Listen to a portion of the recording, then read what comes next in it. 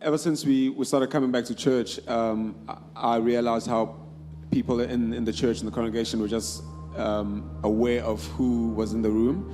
So even though the worship and the sincerity of the worship was just a lot different than before. And Sass a number of times would say something like, Jesus, we roll out the red carpet for you. And then one day I was like, oh, he's in the room. So I just started working on that. And then I was chilling with Cass one time. It was a Wednesday. It was really dry. We were low on creativity. And then I told him that I wanted something that sounded like a certain song. And then we just started, clap your hands together, praise his name forever, the king is in the room. And then we just built from that. Fortunately, when I presented the idea to Pam, she loved it. And then, yeah, she ran with it. And she told me, no, let's scratch this and put this in and make it work. I actually love that song because I think it's such a good reflection of the team. With these wonderful people, because it wasn't Daba's song. He started writing it.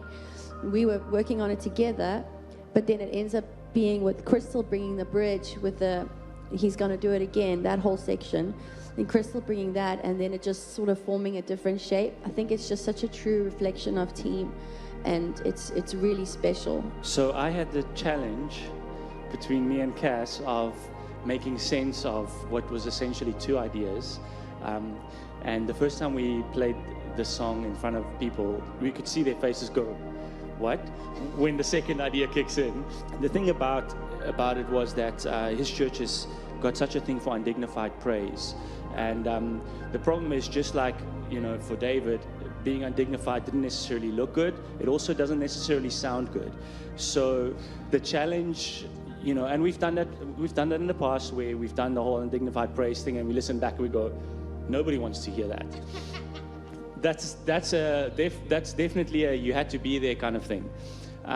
But so with this song, the challenge was just really to bridge that gap, to make something that is, sounds good recorded and sounds good to listen to, but also can carry that undignified praise thing. And that's what especially the ending section is about, a musical undignified praise section. The thing that Pam always brings, and I'm sure she can explain that more, but it was like different songs with totally different feels, and Steph and Cass coming and going the next day, na na na na, and they were saying that we can't have that melody because the original Lord Do It Again was a totally different song.